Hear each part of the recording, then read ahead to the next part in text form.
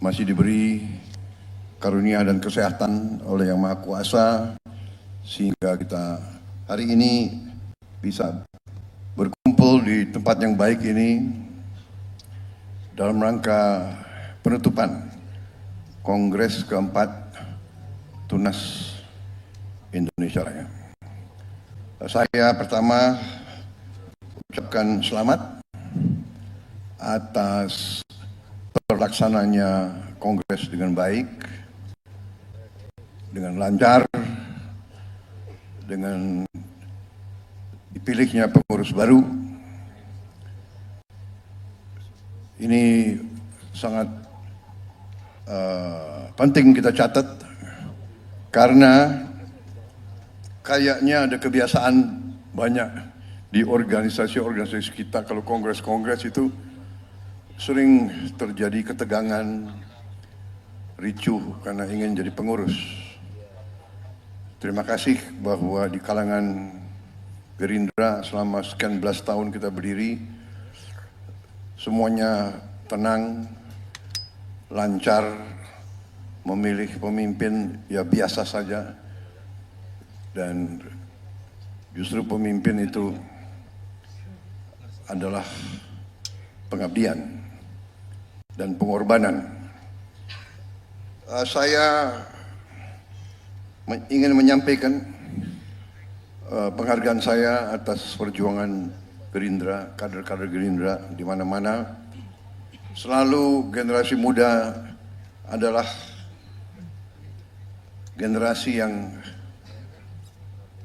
memiliki masa depan.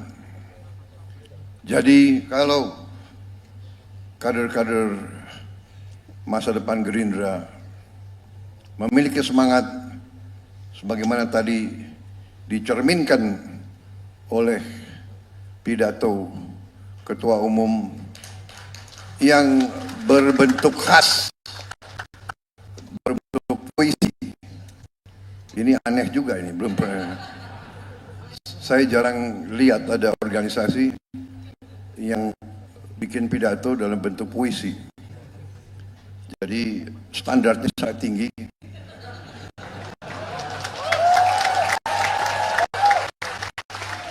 Untuk ketua umumnya akan datang dari Gerindra. Untung standar itu tidak ada untuk ketua umum Partai Gerindra. Kalau pantun oke lah. Ya. Kalau pantun itu oke. Saudara-saudara sekalian, saya mantan tentara, saya mantan prajurit. Di tentara ada suatu pelajaran, satu motto atau satu adagium, bahwa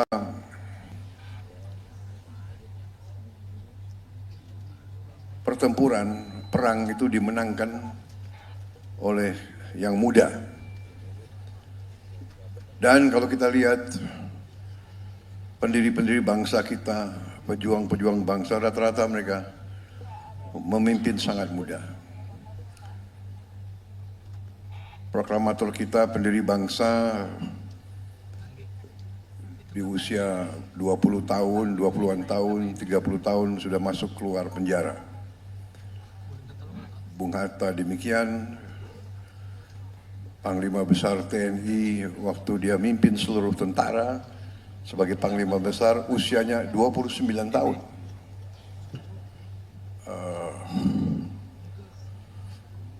Ignatius Slamet Riyadi memimpin perjuangan di Solo Raya sebagai Komandan Brigade, umurnya 23 tahun. Pak Harto sebagai Komandan Werkreise 3, umur 25 tahun. Dan seterusnya, dan seterusnya. Artinya bahwa seringkali anak-anak muda oleh takdir dipaksa untuk lebih cepat dewasa. Karena tanggung jawab yang dipikul di pundaknya Saya percaya bahwa Tidar telah membuktikan hal ini dengan sekian banyak kader-kadernya yang sudah muncul di mana-mana. Saya hanya ingin ingatkan terus agar budaya Gerindra diteruskan. Kita menamakan diri kita dari awal. Kita tidak mau jadi sekedar politisi. Kita adalah pejuang politik. Bahwa kita harus ingat bahwa arti politik yang sesungguhnya dan sebenarnya adalah keinginan untuk memperbaiki masyarakat dan rakyat. Itu arti politik. Kehendak, keinginan memperbaiki. Tidak mungkin kita perbaiki kalau kita tidak berani terjun ke kancah politik. Siapapun yang ingin perbaiki bangsa siap terjun ke kancah politik, karena disitulah bisa mendapat wewenang, mendapat otoritas, mendapat kekuasaan yang sah. Bahwa kekuasaan yang sah adalah kekuasaan yang diberikan oleh rakyat dengan ikhlas. Kita waspada bahwa cita-cita pendiri bangsa kita, cita-cita republik yang ingin hidup di alam demokrasi yang sebenarnya, kita harus waspada bahwa demokrasi itu pun bisa dibajak, bisa dibeli, bisa dirusak. Kita sebagai bangsa harus ingat selalu, Tidar harus selalu ingat sejarah kita, bukan sejarah dengan keindahan saja. Sejarah kita penuh pengorbanan nenek moyang kita. Ratusan tahun kita diganggu.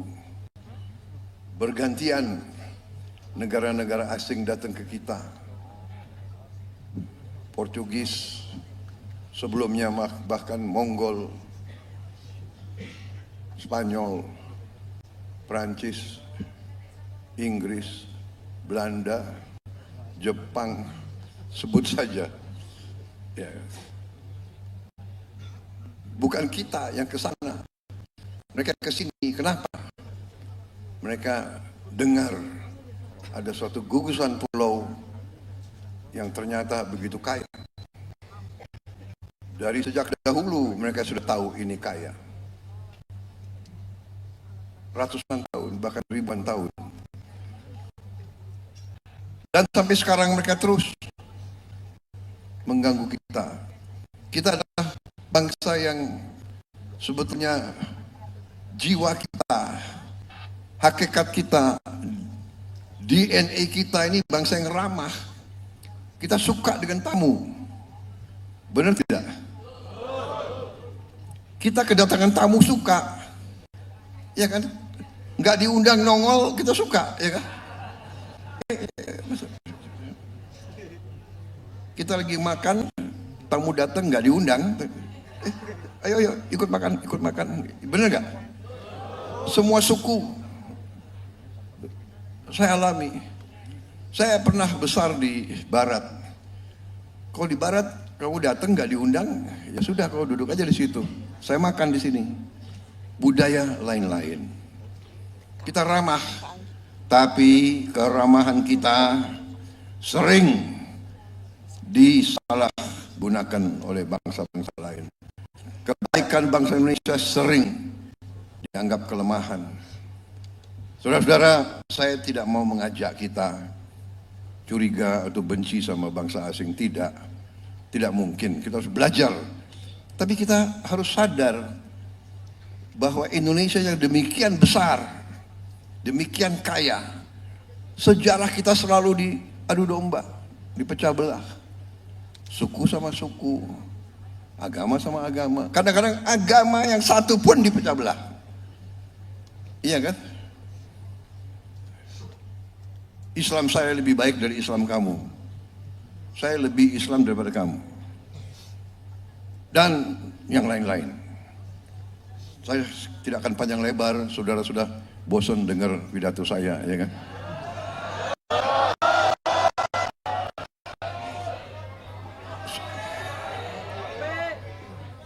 Bukan soal kopi, ini sudah mau maghrib.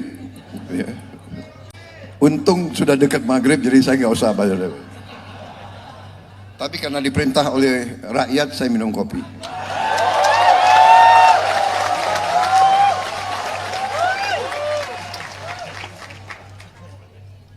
Luar biasa kopi ini. Terima kasih, tapi tetap saya tidak bisa panjang-panjang. Saudara-saudara, terima kasih atas dukungan saudara-saudara sekalian. Ya. Kita telah berhasil mendapat mandat, tapi saya ingatkan, ya, bahwa kekuasaan itu adalah amanah. Kita harus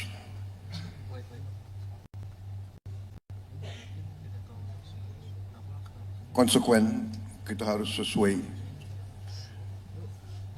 dalam pelajaran Jawa itu, ya. Sabdo Palito Ratu. Sabdo Palito Ratu. Ucapan seorang pemimpin adalah undang-undang. Ucapan janji seorang pemimpin adalah undang-undang. Kita dipilih, kita harus sesuai dengan perjuangan kita, sesuai dengan janji kita. Saudara-saudara, kita bertekad untuk pertama menjaga kekayaan bangsa Indonesia. Semua kekayaan bangsa Indonesia harus kita jaga dan kita kelola.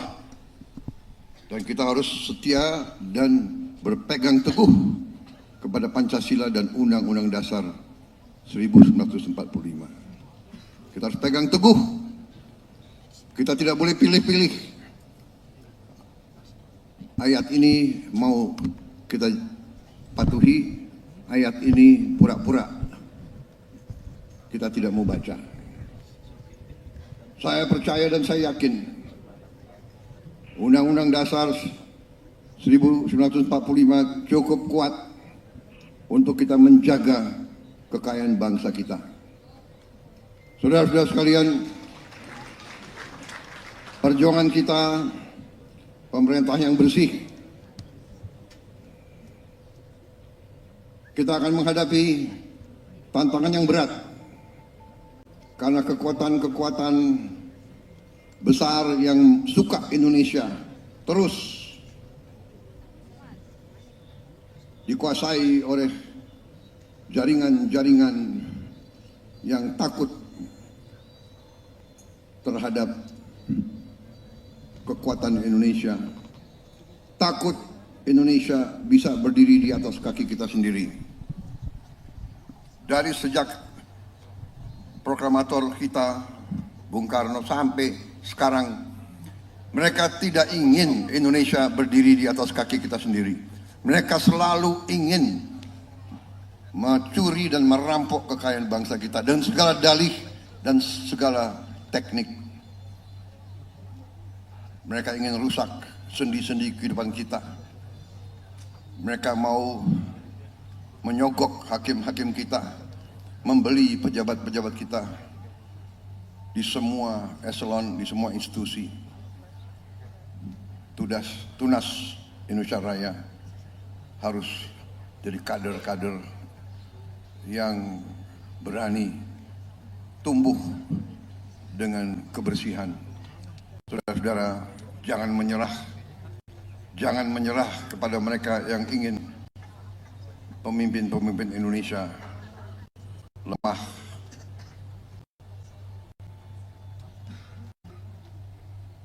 Yang saya tegaskan bahwa saya disumpah di depan Majelis Permusyawaratan Rakyat, disaksikan oleh rakyat Indonesia melalui televisi. Saya disumpah untuk menjalankan Undang-Undang Dasar 1945 dan semua undang-undang yang berlaku. Dan saya akan laksanakan. Siapa yang melanggar hukum, siapa yang mau mempertahankan praktek-praktek yang mengakibatkan kerugian kekayaan negara harus dipergunakan sebesar-besarnya untuk kemakmuran rakyat.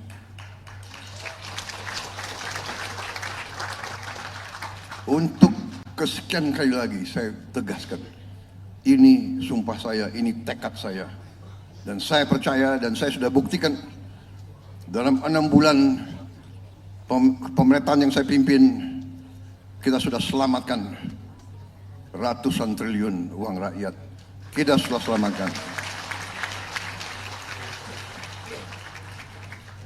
Hampir tiap hari kita membongkar kasus-kasus korupsi dan tidak akan berhenti.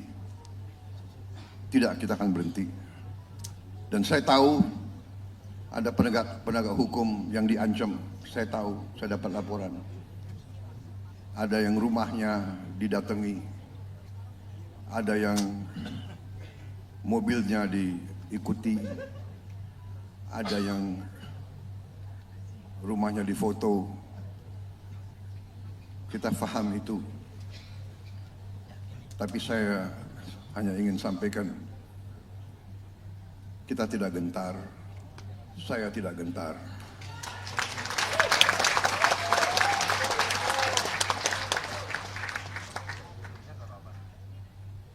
Usia saya 73 tahun.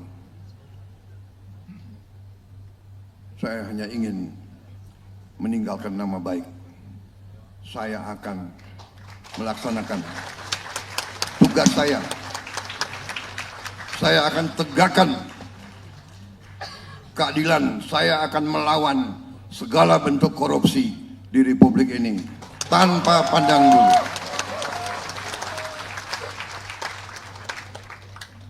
Dengan waktu yang singkat kita buktikan kita sudah ke arah swasembada pangan di luar dugaan kita. Produksi beras dan jagung kita tertinggi sepanjang sejarah Republik Indonesia. Cadangan beras yang ada di gudang-gudang pemerintah Republik Indonesia hari ini tertinggi sepanjang sejarah Republik Indonesia.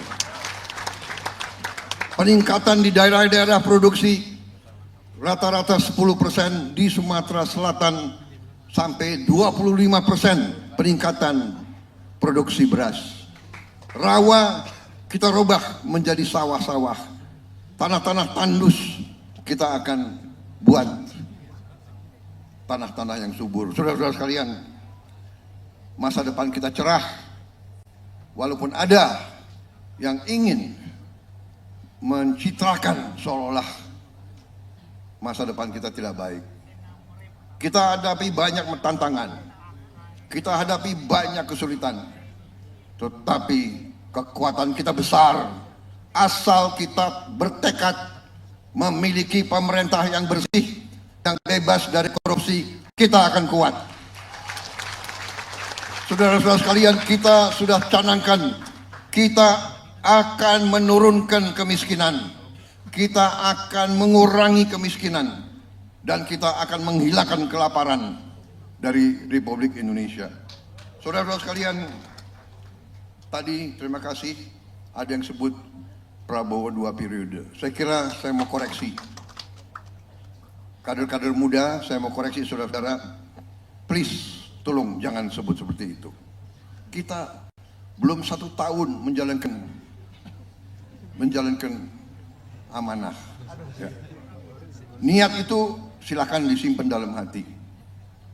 Tapi saya sudah katakan, nanti yang menentukan apakah Prabowo 2 periode atau tidak, selain yang maha kuasa, Prabowo sendiri. Kalau saya menilai bahwa diri saya tidak mencapai apa yang saya canangkan, saya tidak mau maju lagi sebagai Presiden Republik Indonesia. Saya akan menilai. Kalau seandainya saya menilai diri saya tidak berhasil, saya mohon dengan sangat, jangan saudara harapkan saya mau maju lagi. Sebagai seorang pejuang, kita hanya ingin berbuat yang terbaik untuk bangsa dan negara. Saudara-saudara, saya sudah dilirik-lirik oleh Pak Hidayat Nur Wahid.